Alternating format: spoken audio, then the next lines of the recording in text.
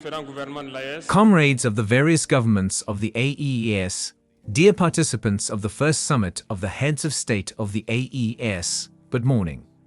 It is a great pleasure and an honor to be here today. A blessed date, a memorable date, the CIG 2024 here in Nairobi. First of all, let us give thanks to God who allowed this day to be. We thank Him for everything He has done for us until today, and everything He will do for the people of the AES. Let me also pay tribute to the people of Niger. This people who have suffered so much since the advent of the CIG, and who continue to stand up. Thank you to the Nigerians who gave us a warm welcome yesterday. When we swept the soil of our homeland here, you are more than friends.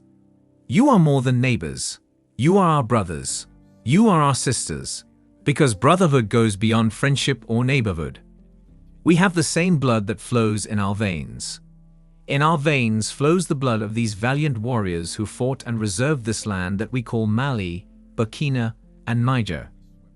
In our veins flows the blood of these valiant warriors who helped the whole world get rid of masism and many other plagues. In our veins flows the blood of these valiant warriors who were deported from Africa to Europe, America, Asia, or elsewhere, and who helped build these states during slavery. In our veins flows the blood of worthy men, robust men, standing men. And for this, let us be proud and be grateful for being descendants of the AES Africa. This continent that has suffered so much and continues to suffer because of imperialists. These imperialists have only one cliché in mind. Africa is the empire of slaves. This is how they see Africa. For them, Africans belong to them. Our lands belong to them. Our subsoils belong to them. They have never been able to change the logic until today. This is deplorable. But how do they proceed? Unfortunately, it is since the 1960s when these 6 miracles of independence were given to Africa. They just placed local valets at the head, according to them, of their sub-prefecture, to be able to continue to feed them. These local valets that we are going to call slaves of Ceylon have no other purpose than to seek to live like the master, to satisfy the master, and to do everything that the master dictates to them. They steal, they plunder our states, they bring everything to the master, and their wealth is kept with the master. They do everything to live like the master and always satisfy him. When the master commands, they execute. Do you know who these slaves of Ceylon are? Well, we are going to explain to you what they are. These are individuals who have no dignity, who have no morals, who have no personality. But the slave master has always known how to identify these individuals. They are always ready to betray their brother to satisfy the master. They have betrayed us since independence, and others continue to betray us to the benefit of their master. These individuals continue against all odds to plunder Africa, to help the people of Africa. The master plunder Africa. They like to say it every year in their economic poll that Burkina Faso is the poorest country, that Mali is the poorest country, that Niger is the poorest country. We are ranked among the last.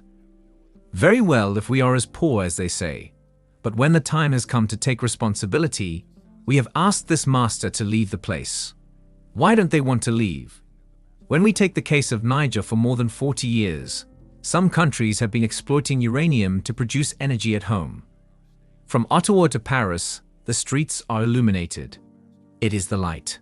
But in Niger, it is the darkness that has served us. When you leave our states, our soils are full of precious metals, such as gold. But often there is not even the slightest access road to reach the areas where they exploit gold, even less certain basic social services. This is why we have decided to revolt and to take the fate of our countries into our own hands. There are many other examples, but when we decided this way, well, we were approached by some saloon slaves to pass on the message of their master.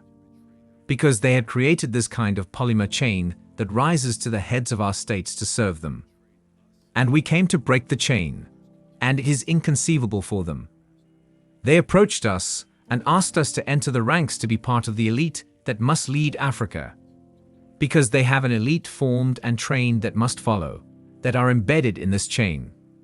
We refused to enter their ranks, and from then on, the hostilities began. They made several mercenaries, deformers, agents to come down to the Sahel to lead barbaric, cowardly attacks against our people, hoping to revolt them.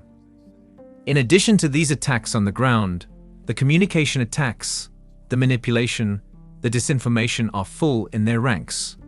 But the people of the Sahel have understood that we will never be able to manipulate them again. They know where they come, they know what they do, and they know where they are going. We will no longer allow this. People are awake, and people are fighting today, not for ourselves, but for future generations. And thank you all for the fight that has been fought. This never makes us cry. We will not tremble. We will face. We will fight for real independence, for our freedom, because to frighten the people of the Sahel, these individuals have only 3 words in their mouths: democracy, freedom, human rights. Of course, their local values are only elected in a democratic, free, and transparent process according to their values.